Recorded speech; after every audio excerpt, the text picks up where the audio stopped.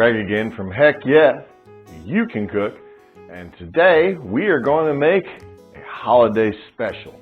You can make it any time of the year, but this is my Thanksgiving / Christmas / Easter / whenever my daughter Claire wants it, macaroni and cheese.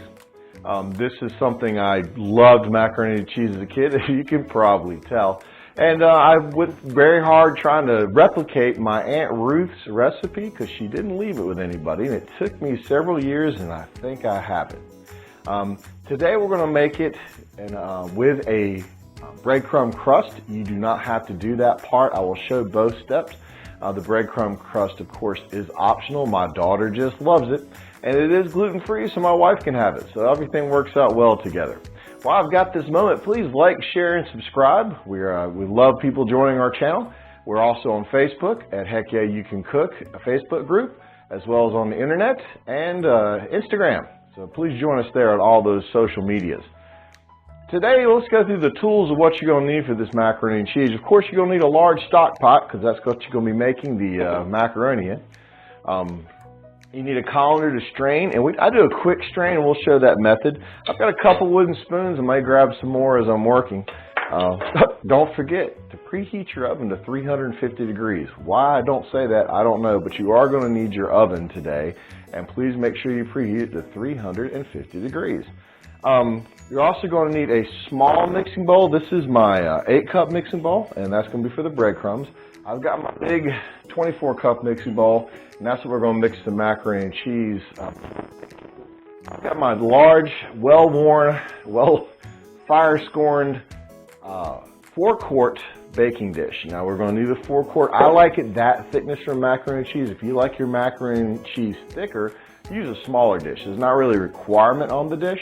You can use those aluminum pans if you like, especially if you're taking it somewhere over the holidays. If you're going to be at the house, that's the size to go with. Now, that's basically all the tools you need. We will need a cooling rack as well for afterwards to let it cool. Now, the ingredients for today's, I'll go through the part for just the macaroni and cheese to start with. You're going to need 2 teaspoons of paprika. Okay, I use the smoked kind. You're going to need 1 teaspoon of salt. You're going to need 1 teaspoon of garlic powder. And you're going to need 1 teaspoon of onion powder. You're also going to need, I've got 18 ounces of triple cheddar cheese.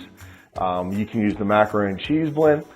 You can use any blend you like. I like the triple cheddar for my macaroni and cheese, and I have got, like I said, 18 ounces. You can go up to 24 ounces, depends how cheesy you want it to be. I have got 1 box. I use 12 ounces for my recipe. You can use 16, you can use 10, but I've got, and this happens to be gluten-free, but they're typical elbow macaroni here.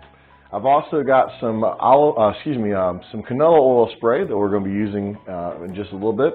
I've got 1/2 a teaspoon of olive oil, and then I've got 1 teaspoon of olive oil. We've separated it out because we're going to use it in 2 different parts. You're going to need 1 egg. All right. You're also going to need, for the breadcrumbs, I have got 3 ounces of gluten-free breadcrumbs here. I have got, and these are panko style. That's kind of important. You want to use the panko style. I've got 1/4 of a teaspoon of black pepper. I have got 1 teaspoon of basil leaves, dry basil leaves, and another teaspoon of salt, and that's going to be for the crust. The crust is optional. I'll make sure when I put this together you see the 2 different types. Now we're going to take a pause here. The first thing we got to do is we got to make our boil our macaroni, and when that's done, I'll show you how we put it together. Hey everyone, we've got the noodles, the macaroni noodles. They're boiling and they're about to finish up. I think the timer says we got about 3 minutes. And while that's going on, we got our oven preheated to 350. It's time to get our breadcrumbs ready. I take the small bowl right here, pour that in. I add this is the 1 tablespoon of olive oil right into the breadcrumbs.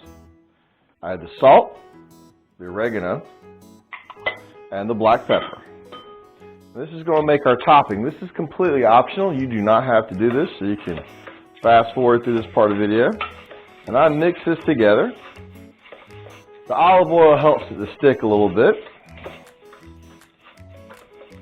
And now we've got our seasoned breadcrumbs to put on top of the macaroni and cheese after it heats. While this is finishing up, you get your large mixing bowl in place. You're going to want to go ahead and get the wet ingredients put in the bottom and then pull them up. I like to do this. So at this time on this bowl, I add my cheese. And to the cheese, I add just a half a tablespoon of olive oil. This is a holiday favorite, so a lot of times my daughter will be here and make it with me. Then I add the paprika, the first teaspoon of salt that we had, the garlic powder, the onion powder, and then the eggs. So when you get this beforehand, what you've done is you've gone ahead and mixed the ingredients. So when you add the hot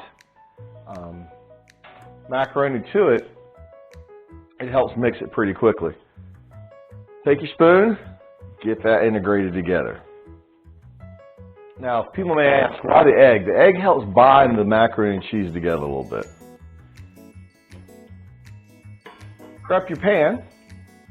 Got the macaroni ready. Take your spray oil and lightly spray around the pan. Timing in life is everything. As you hear the timers going off, you're going to quickly want to drain the water. Now, I may not have mentioned this before, but I did slightly salt the water before it went in. As soon as you can get it where the water stops dripping just a little bit, like you see right here, in it goes. You want a little bit of that water to get in there. It's okay for that. And now you stir. Actually, fold is a better way to say it. You fold the macaroni over. This helps integrate it because all the ingredients are in the bottom and you're pulling up and through. Gives you a better macaroni mix. Thanksgiving favorite, holiday favorite.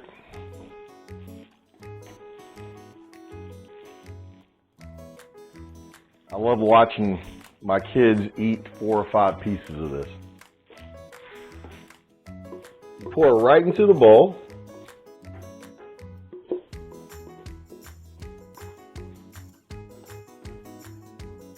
And spread it out. Right into the bowl. You pour it right into the pan. Spread it out. And now, sprinkle the breadcrumbs across the top.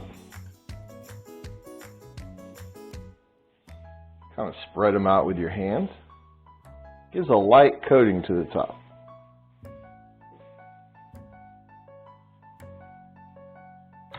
There you go. Spray lightly with the olive oil. And then we're going to set it in the oven for about 8 to 10 minutes. I usually check about 8, pull it out, and we'll see the finished product.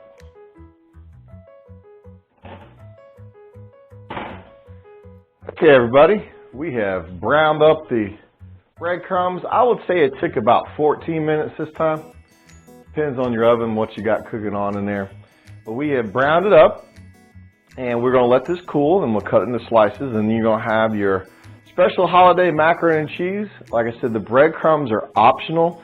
If you do not use the breadcrumbs, I wouldn't go more than 8 minutes on the dish in the oven. But my daughter loves the breadcrumbs, and all you guys out there with daughters, you know how that is. She gets what she wants, right? Hope everybody had a fun time watching this video. It's great for the holidays.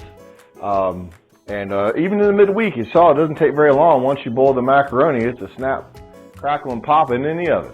Heck yeah, you can do it. And heck yeah, have a great day. Please remember to like, share, and subscribe. Everyone have a... Hey everybody, we are going to pull out the macaroni and cheese while I got out. This is what you're looking for. Nice crispy breadcrumbs there. See around the side how cheesy it is.